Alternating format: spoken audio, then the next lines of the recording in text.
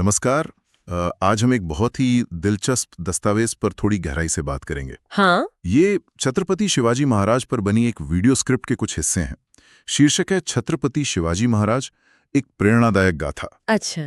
तो हमारा काम है, मतलब हम कोशिश करेंगे कि इस स्क्रिप्ट की जो मुख्य बातें हैं उन्हें समझें। बिल्कुल, और ये भी देखें कि ये स्रोत, ये स्क्रिप्ट शिवाजी महाराज को किस तरह से पेश करती है। हाँ, जैसे स्क्रिप्ट उन्हें मराठा साम्राज्य का संस्थापक बताती है, एक निडर योद्धा।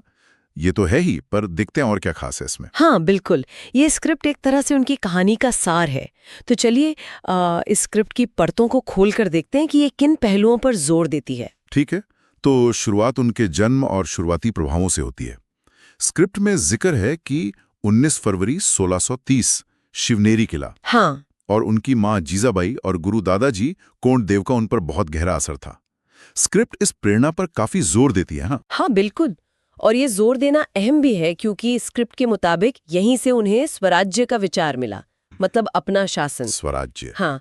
तो स्रोत ये बताना चाहता है कि ये सिर्फ कोई राजनीतिक लक्ष्य नहीं था, बल्कि एक गहरी अंदरूनी प्रेरणा थी जिसने उनके पूरे जीवन को एक दिशा दी। अच्छा। ये दिखाता है कि स्क्रिप्ट उन्हें एक तरह से एक मिशन पर निकले हुए नायक के रूप में देख रही है। तो ये स्वराज्य की प्रेरणा फिर जमीनी हकीकत कैसे बनी? स्क्रिप्ट बताती है कि उनके सैन्य अभियानों का इसमें बहुत बड़ा हाथ था। हाँ, खास तौर पर उनकी गुरिल्ला युद्ध तकनीकों का जिक्र है। बिल्कुल। और यही उनकी जो स्ट्रेटेजिक सोच है वो सामने आती है। स्क्रिप्ट का गुरिल्ला युद्ध नीति पर जोर देना मतलब ये दिखाता है कि स्रोत उनकी जो पारंपरिक युद्ध शैलियां थी उनसे हटकर सोचने की क्षमता को उजागर करना चाहता है। हाँ, वो छिपकर हमला करना, इलाके का फायदा उठाना। एग्जैक्टली स्क्रिप्ट के हिसाब से इन्हीं तकनीकों का इस्तेमाल करके उन्होंने तोरना और रायगढ़ जैसे अहम किले जीते। अच्छा। और ये किले सिर्फ जमीन के टुकड़े नहीं थे। स्क्रिप्ट इन्हें मराठा साम्राज्य की नींव के पत्थर की तरह देखती है। ये उनके साधन संपन्न होने और उस समय की बड़ी ताकतों को चुनौती देने की कला को भी लिखाता है। लेकिन स्क्रिप्ट सिर्फ उन्हें एक योद्धा के तौर पर नहीं दिखा रही है ना, उनके प्रशासनिक तौर तरीकों का भी जिक्र है और काफी प्रगतिशील बताया गया है। हाँ, और यहाँ दिलचस्प बात यह है कि स्क्रिप्ट खास तौर पर दो नीतियों पर रोशनी डालती है। कौन सी? एक तो धार्मिक सहिष्णुता और दूसरा एक मजबूत नौसेना का निर्माण। नौसेना? हाँ। ये दिलचस्प है। हाँ, तो स्रोत का इन दो बातों को चुनना ये दिखाता है कि वो शिवाजी महाराज को सिर्फ एक विजेता नहीं बल्कि एक दूरदर्शी शासक के रूप में पेश करना चाहता है। सही। उनके शासन के शायद कम चर्चित लेकिन अहम पहलू यानी समुद्री सुरक्षा को भी महत्व दे रही है। फिर 1674 का जिक्र आता है उनका राज्याभिषेक। हाँ, जब उन्हें छत्रपति की उपाधि मिली। हाँ। और स्क्रिप्ट उनके हिंदवी स्वराज के विचार का भी जिक्र करती है।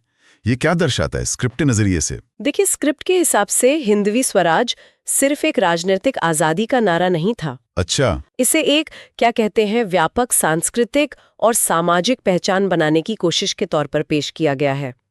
और जब स्क्रिप्ट कहती है कि उनकी विरासत स्थायी है, उनके किले, उनकी बहादुरी पीढ़ियों को प्रेरित करते हैं, तो ये सिर्फ तारीखी इमारतों या कहानियों की बात नहीं है। सही। ये उनके विचारों के प्रभाव को दर्शा रही है, जैसा कि ये स्रोत उन्हें समझता है। और स्क्रिप्ट का अंत तो उन्हें बहुत बड़ी उपाधियों से करता है। भारत का गौरव, जनता का रक्षक, साहस व न्याय का प्रतीक। सही कहा। ये शब्द एक तरह से स्क्रिप्ट का निचोड़ हैं। वो बताना चाहती है कि शिवाजी महाराज की अहमियत सिर्फ उनके कामों में नहीं बल्कि उन मूल्यों में है जिनका वो प्रतिनिधित्व करते हैं। कम से कम इस स्क्रिप्ट के नजरिए से तो यही है। उन्हें सिर्फ एक राजा नहीं बल्कि एक आदर्श नेता के रूप में चित्रित किया गया है, जिसने स्वशासन, सहिष्णुता और अपनी प्रजा की सुरक्षा को सबसे ऊपर रखा। बिल्कुल। तो अगर इस स्क्रिप्ट का सार देखें तो ये छत्रपति शिवाजी महाराज को एक बहुआयामी व्यक्तित्व के रूप में प्रस्तुत करती है। मतलब वो एक महान योद्धा थे, कुशल रणनीतिकार भी थे, एक दूरदर्शी प्रशासक और मूल्यों पर चलने वाले नेता भी। बिल्कुल।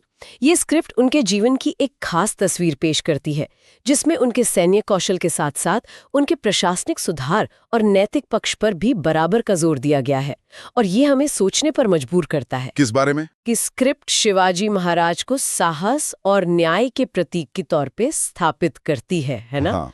तो ये विचार करने लायक बात हो सकती है कि इस स्क्रिप्ट में दर्शाए गए स्वशासन यानी स्वराज और नेतृत्व के जो सिद्धांत है वो आज के समय में, आज के माहौल में कितने मायने रखते हैं, उनकी क्या प्रासंगिकता हो सकती है।